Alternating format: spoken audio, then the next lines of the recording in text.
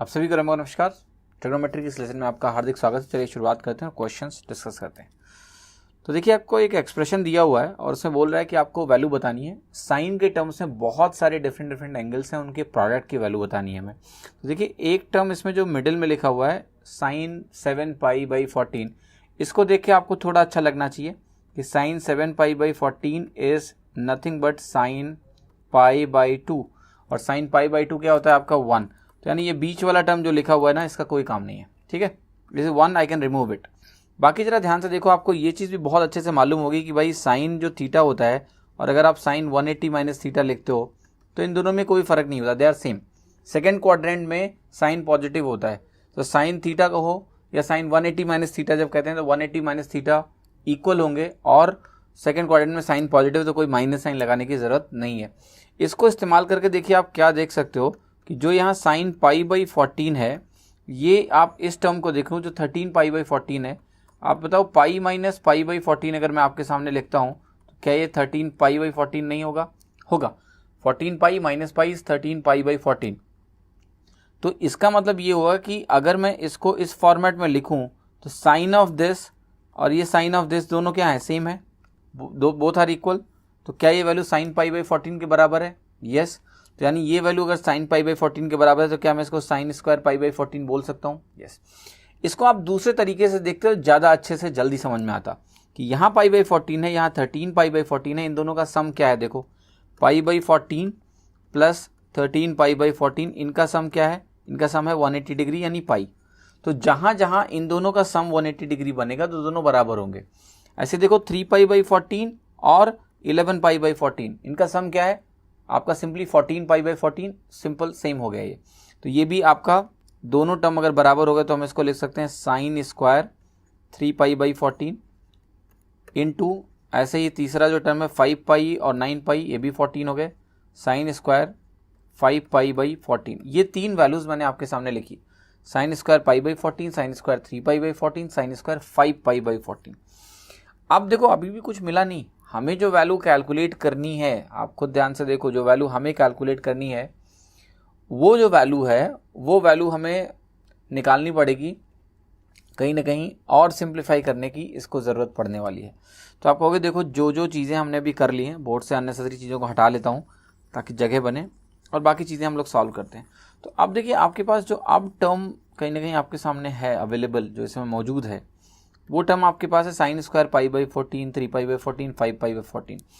तो अब इसको ज़रा इत्मीनान से और ध्यान से देखो। अगर मैं इसको ध्यान से देखो तो मैं कहूँगा ये है sine π/14 into sine 3π/14 into sine 5π/14।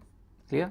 ऐसा कुछ मेरे सामने भी है, और इसका स्क्वायर है, तो स्क्वायर से तो कोई इतना मतलब नहीं हो, तो बाद में हम स्क्वायर कर लेंगे जो भी हमारा वैल्यू आएगा उसको। अब इस वैल्यू को अगर आप ध्यान से देखो तो अब मैं ज़रा इसको कुछ और चेंज करते हैं, क्योंकि इसे डायरेक्ट तो कुछ समझ में नहीं आ रहा है। तो एक काम करते हैं, इसको कॉस में चेंज करने की कोशिश करते हैं।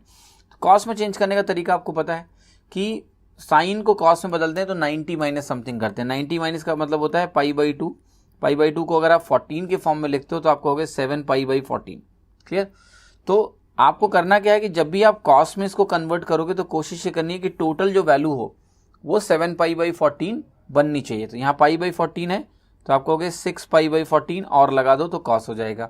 यहाँ अगर कॉस में बदलना है तो आपको 3π/14 है, टोटल 7π/14 चाहिए मुझे, तो ये 4π/14 बनेगा। ठीक है, सिंपली। यहाँ पर आपका साइन है, इसमें साइन की जगह आप कॉस करोगे, तो अगर आप कॉस करोगे तो 5π/14 है, 7π/14 लाना है तो ये बनेगा 2π/14। क्लियर? इतना हो गया। अब देखिए, कुछ और इंटरेस्टिंग अब निकल के आएगा। आप इसको और फर्दर सिंप्लीफाई करके क्या लिख सकते हो, इसको मैं पहले लिखता हूँ, cos π/7 बनाइए, ये आपका बना cos 2π/7, यहाँ लिख दो। ये आपका क्या बना?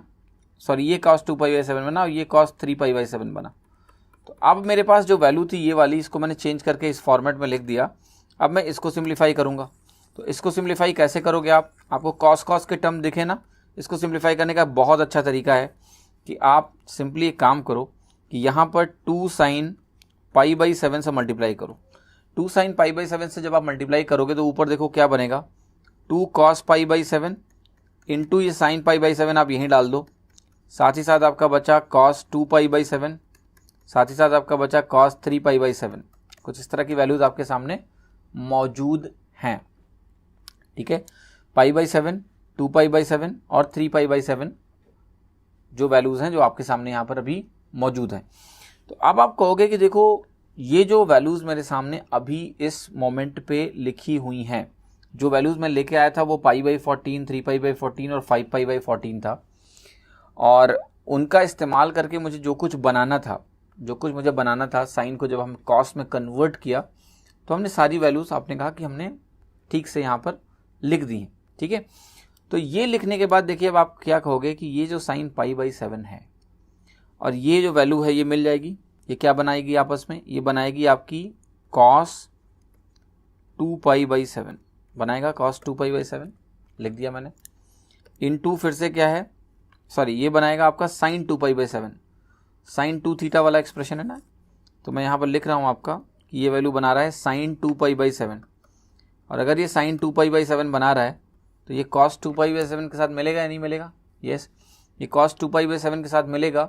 फिर से एक 2 नीचे और दे देंगे तो ये बनेगा 4 साइन π/7 बना, लिख दिया इसको, और ये वैल्यू मिलके क्या हो जाएगी, अब ये वैल्यू हो जाएगी साइन 4π/7 यहाँ बन गया, और यहाँ मेरे पास है कॉस 3π/7। अब देखो 3π को आप क्या लिख सकते हो, 3π/7 जो है मेरा, अगर आपको थोड़ा सा भी चीज़ें क्लियर हैं तो आप कहोगे कॉस थीटा और कॉस 180 माइनस थीटा अगर हम देखते हैं तो क्या फ़र्क होता है, एक माइनस का होता है या ये ऐसे ही रहता है।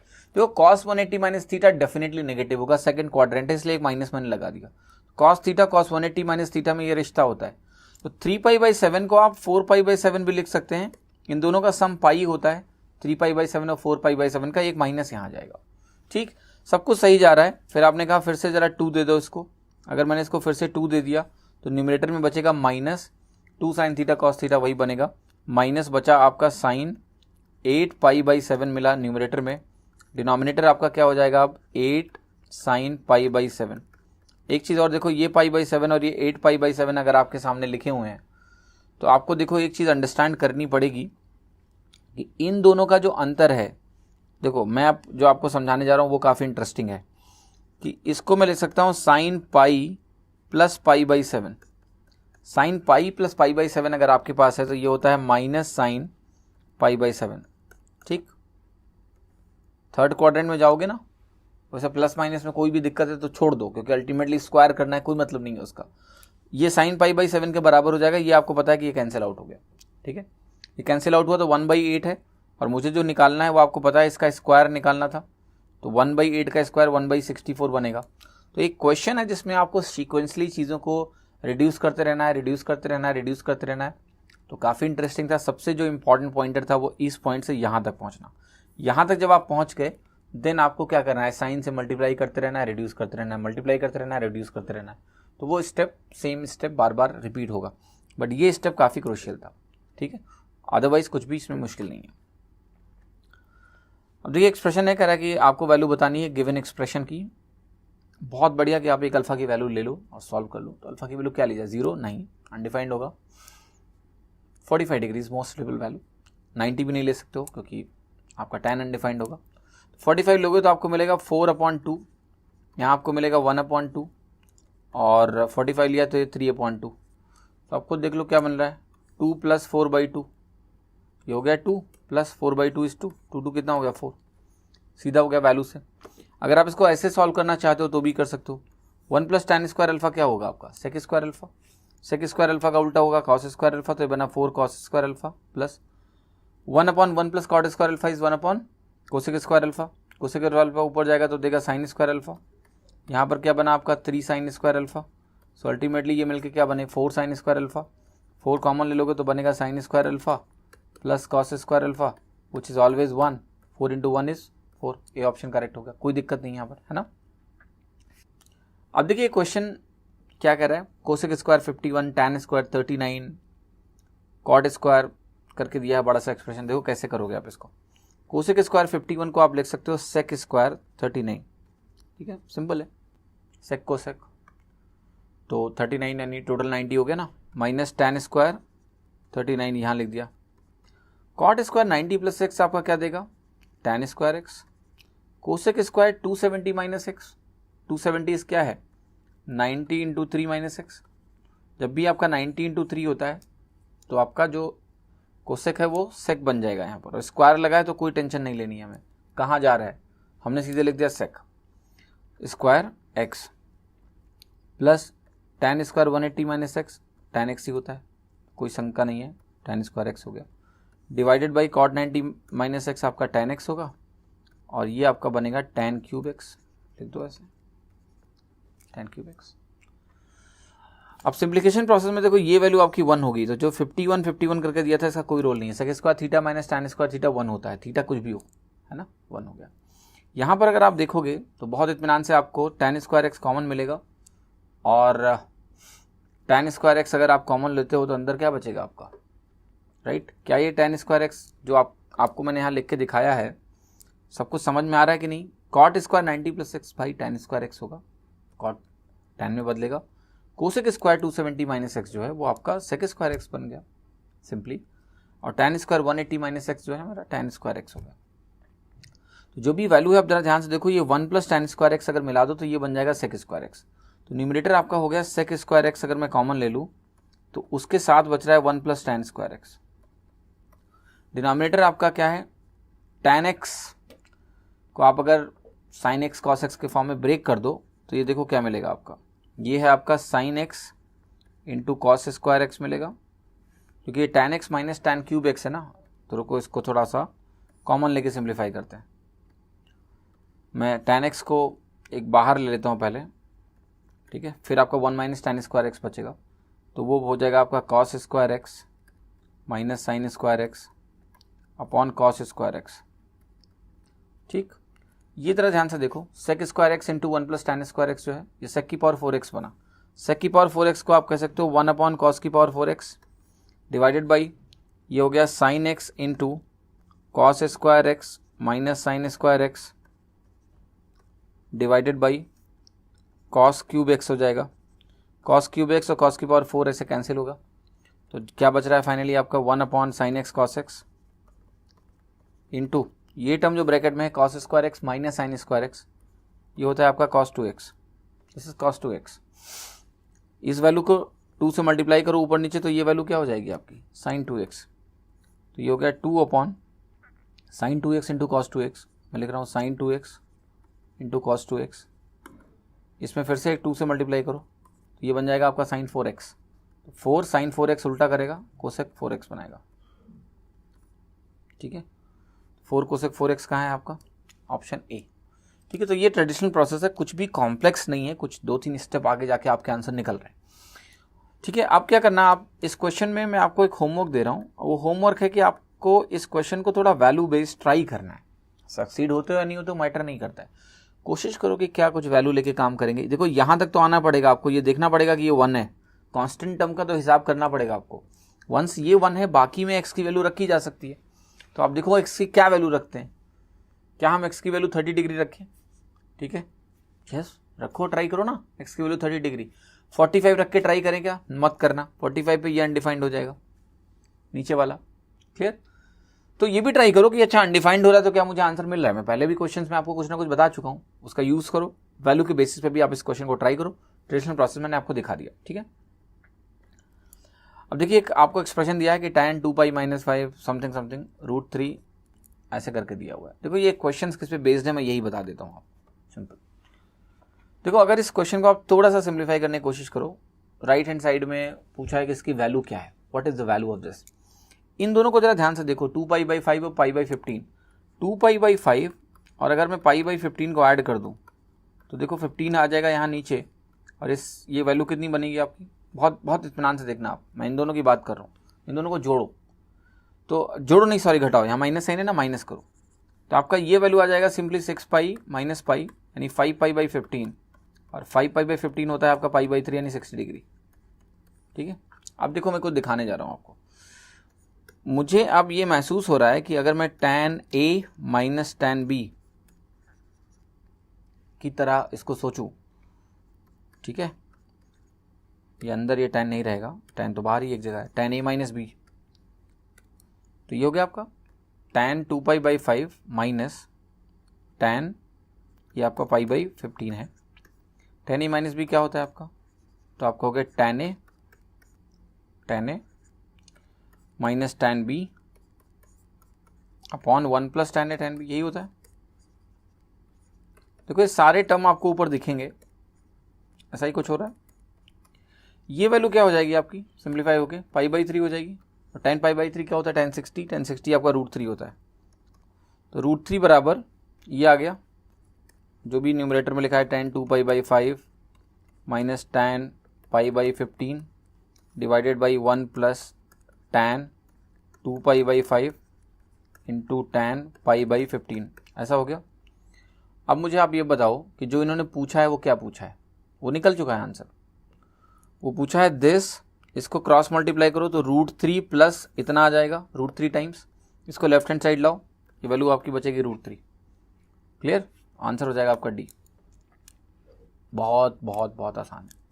मतलब ये वैल्यू आपकी सिंपली किसके बराबर है, tan of a minus b। Clear, that is what was written. Okay, √3 से मल्टीप्लाई करो, आपको समझ में आ जाएगा कि ये √3 है ना, कुछ बचा ही नहीं, सेम एक्सप्रेशन मिल गया। यहाँ क्वेश्चन मार्क की जगह √3 आ गया।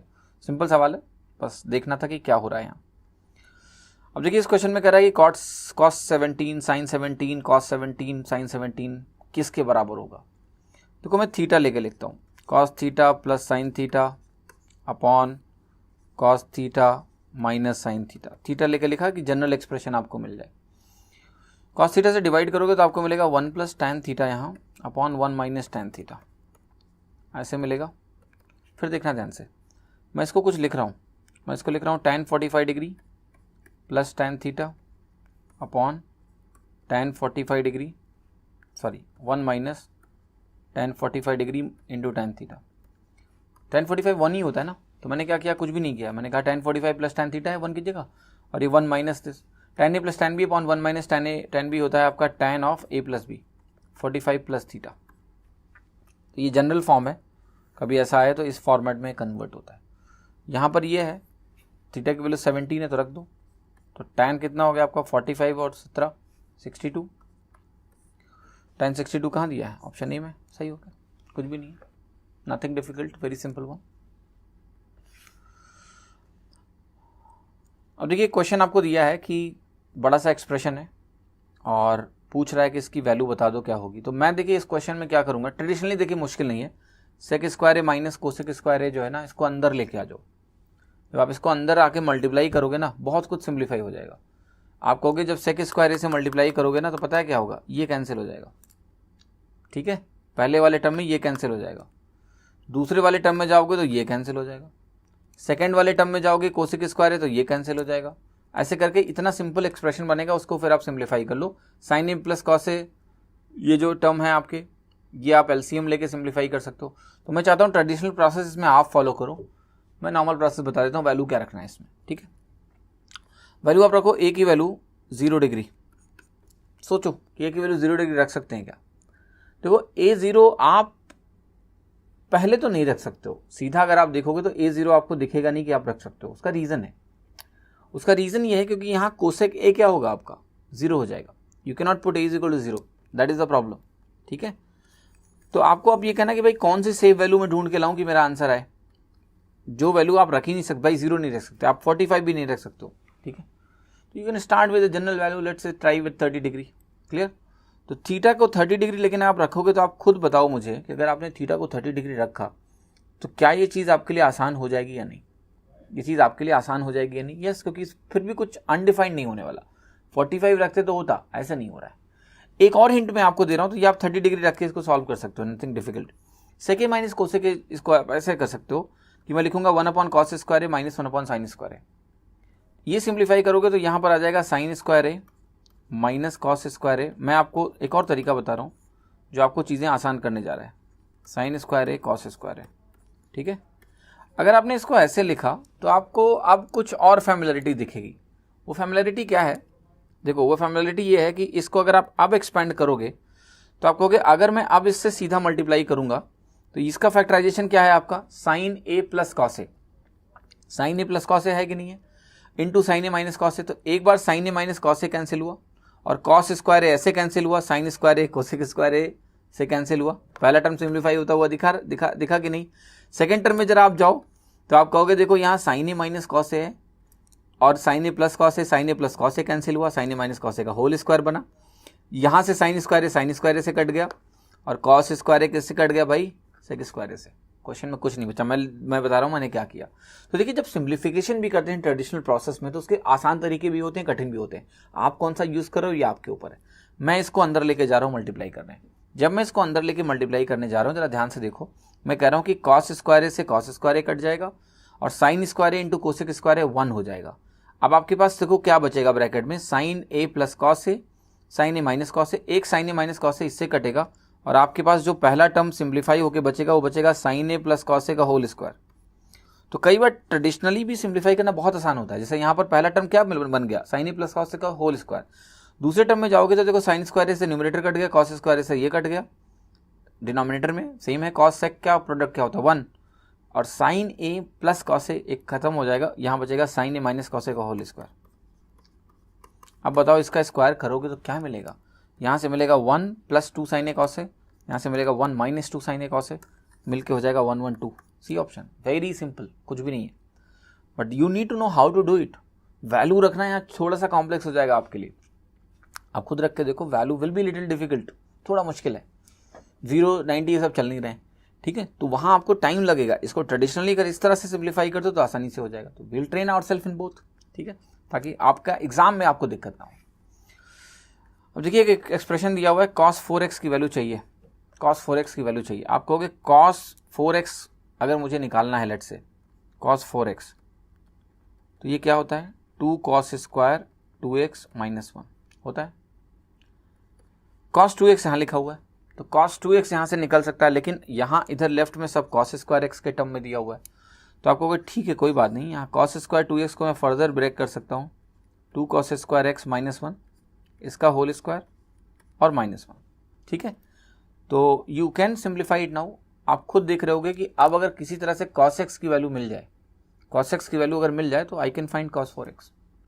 तो अब देखिए इसको जरा सिंप्लीफाई करके कोशिश करते हैं cos स्क्वायर x निकालने के लिए। तो देखो ये क्या बनेगा आपका 5 इंटू ये आपका हो जाएगा sine square x upon cos square x लिखेंगे अगर इसको, तो साइन स्क्वायर x माइनस ये cos की पावर 4x बनेगा अगर मैं cos स्क्वायर x को ऐसे बाहर निकालूंगा तो। और ये वैल्यू आपकी हो जाएगी 2 into 2 cos square x minus 1, cos 2x को 2 cos स्क्वायर x माइनस 1 लिख सकते हैं प्लस 9। तो ये वैल्यू देखिए क्या हुई, 5 into 1 minus cos square x, मतलब मैं साइन स्क्वायर x को 1 माइनस कॉस स्क्वायर x लिख रहा हूँ, माइनस कॉस की पावर 4x और ये कॉस स्क्वायर x उधर जाएगा तो ये बनेगा 2 इंटू 2 यानी ये हो जाएगा 4 कॉस की पावर 4x और ये माइनस 2 प्लस 9 प्लस 7 बनेगा 7 कॉस स्क्वायर x बना। अब देखो यहाँ से इसको सबको इकट्ठा करेंगे तो 4 कॉस की पावर 4x और माइनस 5 कॉस की पावर 4x उधर जाएगा तो बनेगा 9 कॉस की पावर 4x, 7 ऑलरेडी है 5 और आएगा 12 cos square x minus 5 equal to 0। Factorise कर सकते हैं आप, ठीक है। कैसे करोगे फैक्टराइज, देखो यहाँ पर ये 9 और 5 माइनस 45 देगा, माइनस 45 को अगर मैं ब्रेक करके माइनस 15 और प्लस 15 और माइनस 3 में करूँ तो 12 मिलता है। तो इसको मैं जब ब्रेक करूँगा तो मैं कैसे करूँगा, देखो ध्यान से, यहाँ पर मैं इसको ऐसे लिखने की कोशिश करूँगा कि प्लस 15 और माइनस 3 कॉस स्क्वायर एक्स लिखूँगा। तो आप कहोगे पहले तो आपका मिलेगा 3 कॉस स्क्वायर एक्स कॉमन होगा पहले में और दूसरे में माइनस 1 कॉमन होगा, तो एक तो ये बनेगा और 3 कॉस स्क्वायर एक्स जब आप कॉमन लोगे तो अंदर बचेगा 3 cos square x plus 5 equal to 0। ये तो कैंसिल हो गया क्योंकि कॉस स्क्वायर एक्स नेगेटिव हो नहीं सकता, तो यहाँ से तो कॉस स्क्वायर एक्स नेगेटिव आएगा, यहाँ से आपको कॉस स्क्वायर एक्स मिल गया 1/3 और अगर कॉस स्क्वायर एक्स मेरा 1/3 आ गया तो मैं उठा के यहाँ रख दूंगा, cos 4x आ जाएगा, रख दो। तो 2 इंटू यहाँ पर है आपका 2 cos स्क्वायर एक्स तो 2/3 हो जाएगा, माइनस 1 का होल स्क्वायर माइनस 1 ऐसा है। तो ये बना आपका 2 into 2/3 minus 1 is what, minus 1/3, उसका स्क्वायर क्या बनेगा 1/9 बना। सो 2/9 -1, तो 2/9 -1 अगर आप करते हो तो ये हो गया आपका -7/9। तो थोड़ा सा कैलकुलेटिव है दैट आपको पहले कई सारे स्क्वायर्स लिखने पड़ रहे हैं, then ultimately when you simplifying you are getting negative, but it's not impossible, right.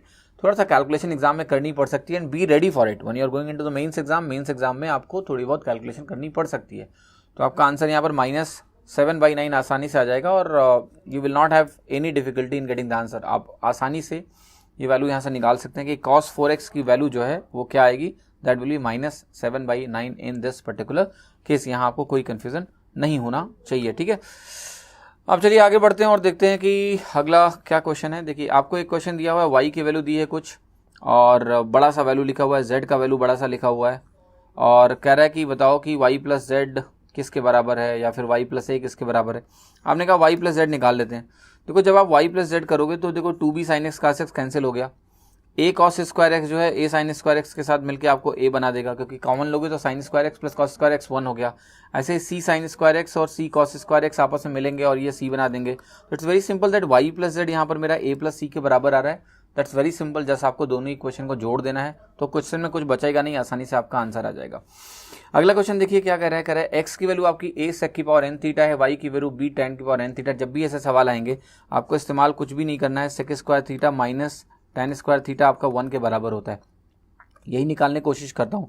तो देखो ये हो जाएगा x/a और यहाँ पावर 2/n अगर लिखते हो, पावर 2/n लिखते हो तो ये आपका sec स्क्वायर थीटा बनेगा, क्योंकि sec थीटा क्या बनेगा x/a की पावर 1/n। ऐसे ये आपका बन जाएगा y/b² 2/n और ये वैल्यू आपकी 1 के बराबर हो गई। कहाँ लिखा हुआ है, बी ऑप्शन।